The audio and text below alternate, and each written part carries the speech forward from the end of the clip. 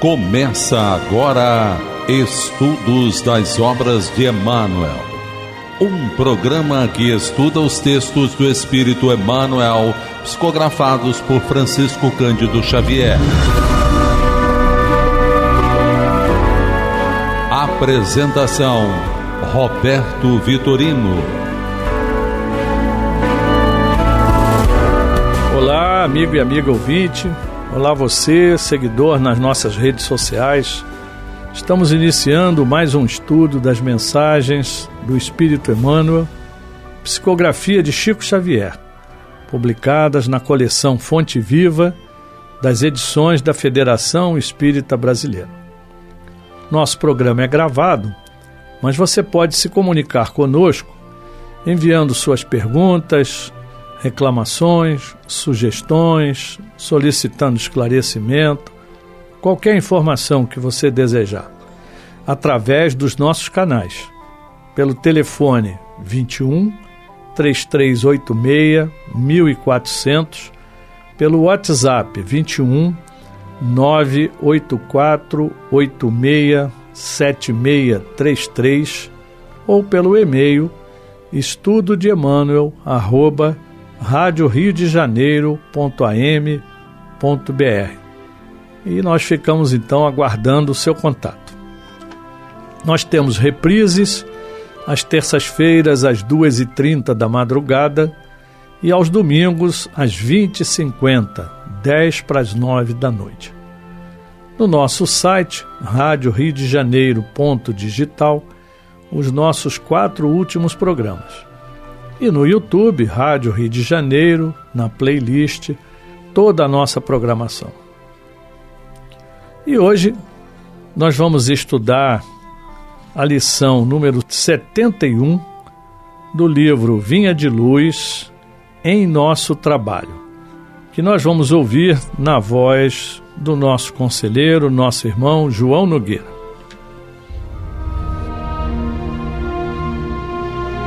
O livro Vinha de Luz, de autoria de Emmanuel, psicografia de nosso saudoso Chico Xavier, em Nosso Trabalho. E Emmanuel se baseia na Epístola de Paulo aos Hebreus, capítulo 3, versículo 4, quando diz Paulo: porque toda casa é edificada por alguém, mas o que edificou todas as coisas é Deus. E comenta Emmanuel: o Supremo Senhor criou o universo, entretanto, cada criatura organiza o seu mundo particular. O arquiteto divino é o possuidor de todas as edificações, todavia, cada espírito constrói a habitação que lhe é própria.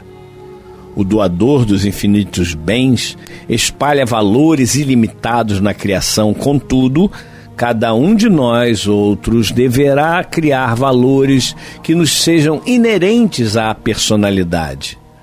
A natureza maternal, rica de bênçãos, em toda parte, constitui a representação do patrimônio imensurável do poder divino. E, em todo lugar onde exista alguém, aí palpita a vontade igualmente criadora do homem, que é o herdeiro de Deus. O pai levanta os fundamentos e estabelece leis. Os filhos contribuem na construção das obras e operam interferências.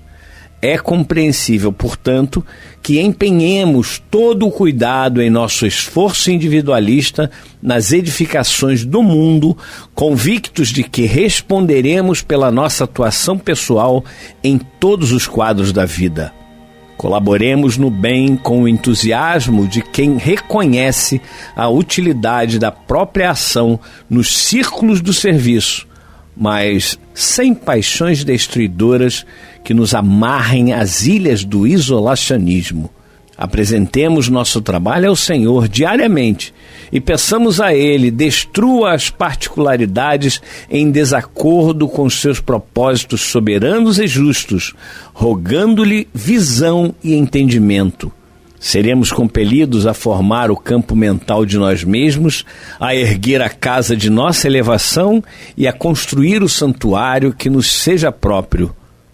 No desdobramento desse serviço, porém, jamais nos esqueçamos de que todos os patrimônios da vida pertencem a Deus. Emmanuel nos fazendo refletir de uma maneira sempre brilhante, né? E ele foi se basear na carta de Paulo aos Hebreus, no capítulo 3. E essa carta tem características interessantes que há autores, né, pesquisadores, que afirmam, né, que essa carta não é totalmente de Paulo. Outras pessoas contribuíram pelo tipo de linguagem, pela maneira como ele coloca. De qualquer forma, para nós é a carta de Paulo aos Hebreus, no capítulo 3. E nesse texto, nós vamos ver que Paulo destaca a superioridade de Jesus sobre Moisés. E aí a gente pergunta, por que isso? Porque naquela época os hebreus, eles colocavam Moisés em primeiro lugar, de acordo com a lei, né, que veio através de Moisés, a tradição. E ele reafirma que Jesus é superior a Moisés. E depois vai explicar como, né? E ainda a importância da fidelidade e perseverança na jornada cristã. Porque muitos de nós nos dizemos cristãos e na hora de perseverar, na hora de sermos fiéis, nós falhamos. E agimos como qualquer gentio, né? Como era chamado na época.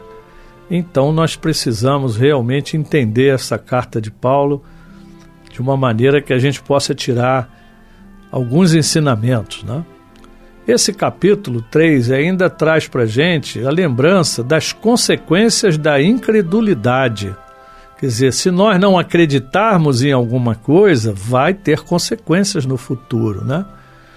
E a necessidade de responder ao chamado de Deus sem demora. Então, não é para ontem, é hoje. Tomamos conhecimento da lei divina, tomamos conhecimento do Evangelho de Jesus, da doutrina, da lei que Moisés estabeleceu, nós já estamos em contato com Deus mais diretamente e aí, sem demora, nós temos que responder a esses ensinamentos, né? Colocando em prática tudo aquilo que nós pudermos realmente aprender. E ainda vai nos encorajar a exortar e apoiar uns aos outros na fé, com confiança em Jesus Cristo. Então, nós temos que nos apoiar, somos verdadeiros irmãos, né? E exortar, quer dizer, chamar aqueles que ainda estão na dúvida, aqueles que ainda estão incrédulos, ajudá-los a compreenderem o Evangelho de Jesus para que todos juntos sigamos o seu exemplo. Aqui na carta, Paulo ainda se refere logo no início, né, dizendo que participantes da vocação celestial, né, ele está falando para todos nós, considerai a Cristo Jesus, apóstolo e sumo sacerdote da nossa confissão. Porque os hebreus, eles tinham Moisés, né, como o primeiro na estrutura, né, moral, na criação de todo o povo hebreu ali, da lei mosaica, né? E quando Jesus chega, os sacerdotes dos hebreus, eles não aceitavam. E diziam que Jesus não era maior do que Moisés, porque Moisés que trouxe a lei, e eles seguiam fielmente a lei. O próprio Paulo fazia isso, né? Seguia a lei mosaica, até conhecer Jesus, tá? E aí, Paulo confirma, né, que Jesus, né, sendo fiel ao que o constituiu, como também o foi Moisés em toda a sua casa. Então Moisés realmente cumpriu as determinações de Deus, mas Jesus, mais ainda, foi mais fiel a Deus do que o próprio Moisés. E ele complementa, porque ele é tido por digno de tanta maior glória do que Moisés, quanto maior honra do que a casa tem aquele que a edificou. Então, quem edificou a casa, tudo, né, no universo, foi Deus. Moisés foi digno porque aceitou, divulgou, mas Jesus veio para completar a obra. Então, realmente, a maior honra é para Jesus. E aí nós chegamos, então, no versículo 4, quando Paulo nos diz: porque toda casa é edificada por alguém, mas o que edificou todas as coisas é Deus, Deus o Criador. E complementa: e na verdade Moisés foi fiel em toda a sua casa como servo, para testemunho das coisas que se haviam de anunciar. Então ele estava lembrando que Moisés foi perfeitamente fiel a Deus na montagem de toda a estrutura do povo daquela época, né? Particularmente os hebreus, né? E aí ele complementa, Paulo nos diz: mas Cristo como Filho sobre a sua própria casa, a qual casa somos nós, se tão somente conservarmos firme a confiança e a glória da esperança até ao fim. Então, Cristo já não foi servo, Cristo foi o Filho do homem, né? O Filho de Deus que veio para completar a obra. E essa obra não é uma obra física, ela é uma obra espiritual em cada um de nós. Então, nós temos que nos conservar firmes. A nossa confiança tem que ser firme em Jesus, né? E a glória da esperança até o final dos tempos, até o final das nossas vidas como encarnados, cada uma das nossas vidas. Então nós temos que confiar em Jesus e alimentar sempre a nossa esperança de que no final tudo vai ficar perfeito, né? Dentro daquilo que é possível. Atingiremos a felicidade, né? Seremos irmãos de verdade. E aí Paulo ainda complementa: se ouvirdes hoje a sua voz, não endureçais os vossos corações como na provocação, no dia da tentação no deserto, onde vossos pais me tentaram, me provaram e viram por 40 anos as minhas obras. Então, realmente, lá no deserto com Moisés, o povo hebreu balançava, né? Foram 40 anos no deserto e muitos se perderam ali, né? Porque não é brincadeira, 40 anos de uma vida de sacrifício é um esforço muito grande. E alguns não conseguiram, né? Mas Deus estava presente lá suprindo as suas necessidades, né? Tanto é que eles resistiram, né? E ao longo dos 40 anos procriaram, né? Tanto é que quem entrou na Terra Prometida, a grande maioria eram jovens, né? Os mais velhos foram ficando pelo caminho, né? Faz parte, né, do processo. E aí Paulo diz: por isso me indignei contra esta geração e disse: estes sempre erram em seu coração e não conheceram os meus caminhos. Assim jurei na minha ira que não entrarão no meu repouso. E aí vem a pergunta para a gente: Deus teria falado isso? Será que é essa a visão de Deus? Não é? Esse irado aqui talvez seja problema de linguagem da época, né? Porque a gente sabe que Deus não se ira, Deus é a perfeição, então ele tem paciência, ele sabe os nossos limites, né? Agora, colocou aquela geração toda à prova e muitos sucumbiram. E aí não seguiram os seus caminhos, né? O caminho que Deus tinha traçado. E aí Paulo continua: vede, irmãos, que nunca haja em qualquer de vós um coração mau e infiel para se apartar do Deus vivo. É a famosa vigilância. Nós temos que estar vigilante permanentemente para que a gente não caia, né, na infidelidade, para que a gente não cometa atos maus, né? Atos que vão gerar dificuldades para os nossos irmãos, para que a gente não se afaste de Deus, né?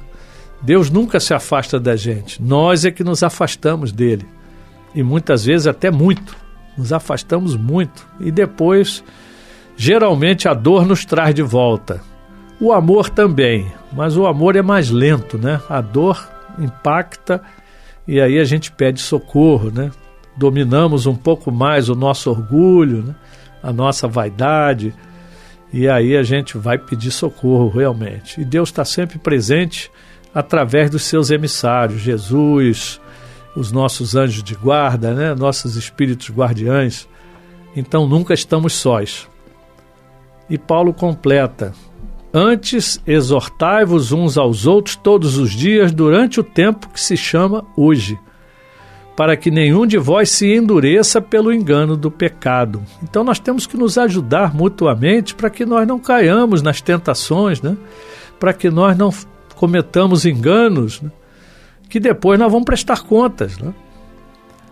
E ele completa: porque nos tornamos participantes de Cristo, se retivermos firmemente o princípio da nossa confiança até o fim. Então, somos participantes do Evangelho de Jesus, somos participantes da vida do Cristo, né? Se nós mantivermos firmemente a nossa confiança em Cristo.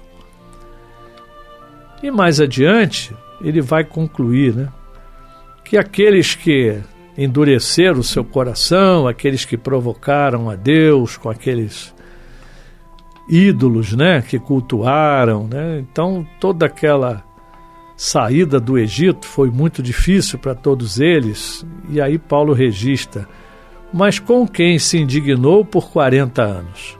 Não foi porventura com os que pecaram, cujos corpos caíram no deserto? Então a indignação de Deus, como ele está dizendo aqui, foi só com aqueles que caíram, aqueles que não perseveraram no bem.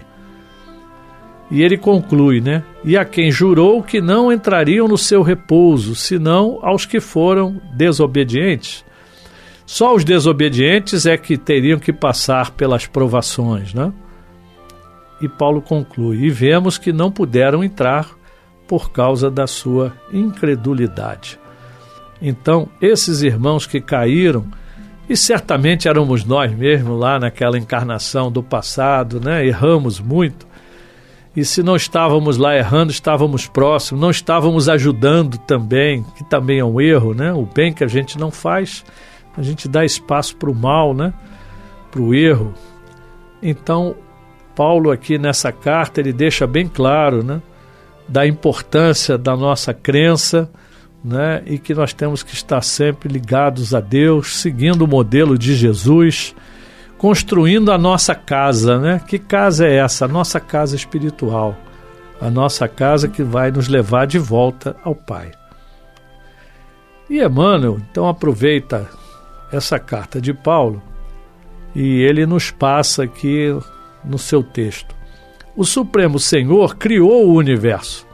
Entretanto, cada criatura organiza o seu mundo particular.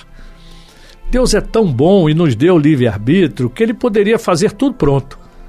Todo mundo já na plena felicidade, todo mundo igual, fraterno, a vida maravilhosa que um dia nós vamos ter. Mas Deus achou por bem, e um dia nós vamos entender, nós ainda não entendemos isso, mas ele criou cada um de nós depois do universo, povoou o universo com as criaturas e deu a elas oportunidade de organizar o seu mundo particular.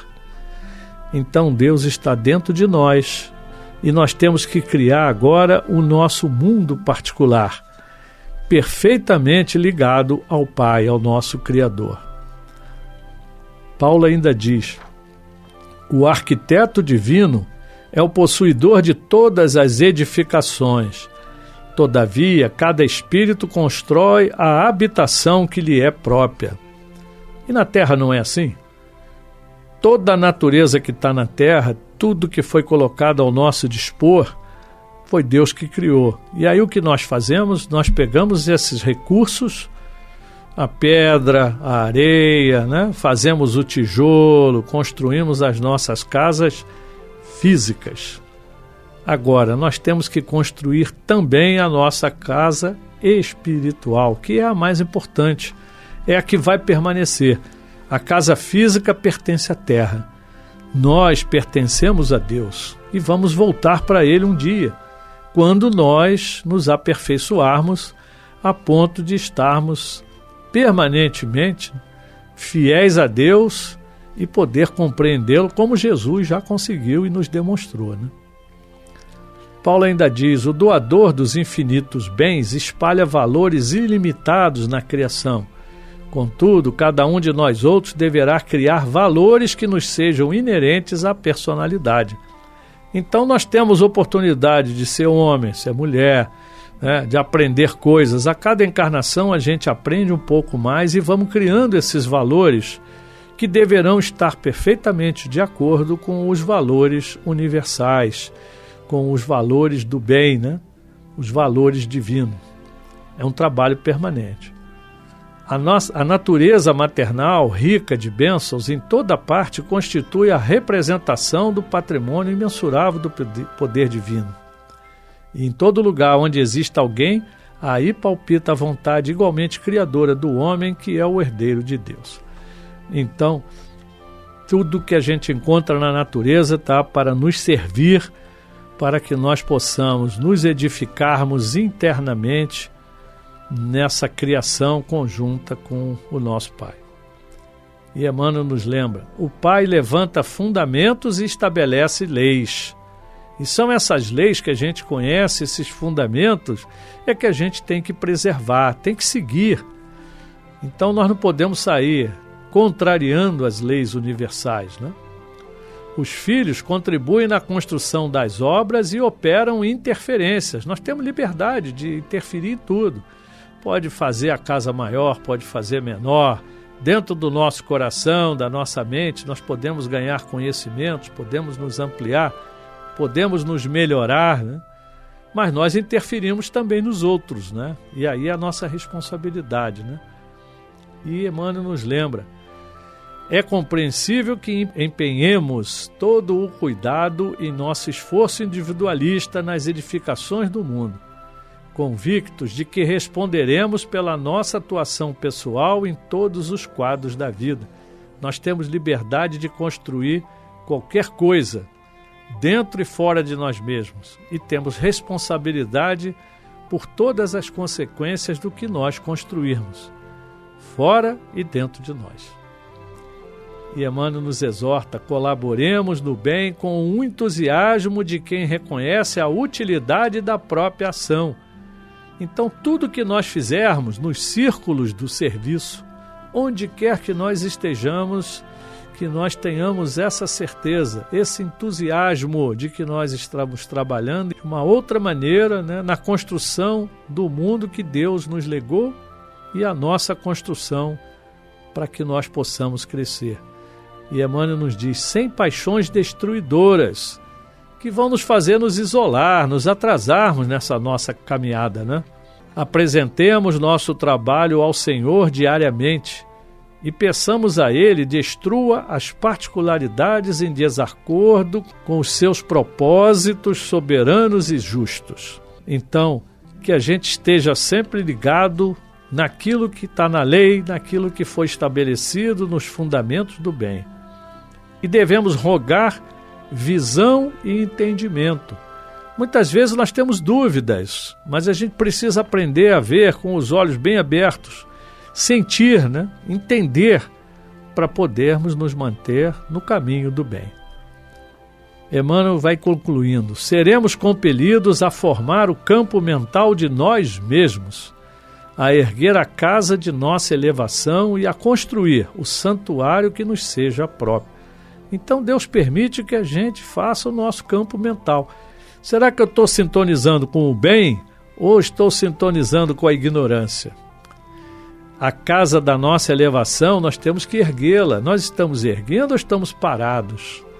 Temos que fazer um esforço para nos melhorarmos cada dia. E como o Emmanuel nos diz, construir o santuário que nos seja próprio. Deus está dentro de nós. Nós somos o templo. E esse templo nós vamos edificando à maneira que nós vamos crescendo espiritualmente, nos esforçando. E Emmanuel conclui, no desdobramento desse serviço, porém, jamais nos esqueçamos de que todos os patrimônios da vida pertencem a Deus. Nada nos pertence. Tudo é empréstimo de Deus para que nós possamos trabalhar, construir a nossa casa material, a nossa instituição, o nosso templo, o nosso trabalho para ganhar o pão de cada dia, enfim, todas as nossas atividades para o nosso crescimento, mas todo o patrimônio material vai ficar aqui. Todo o patrimônio moral, toda a evolução que nós conseguirmos espiritualmente, a cada encarnação, essa jamais se perde e estaremos todos no caminho do Pai, seguindo o nosso Mestre Jesus. Meus irmãos, muita paz.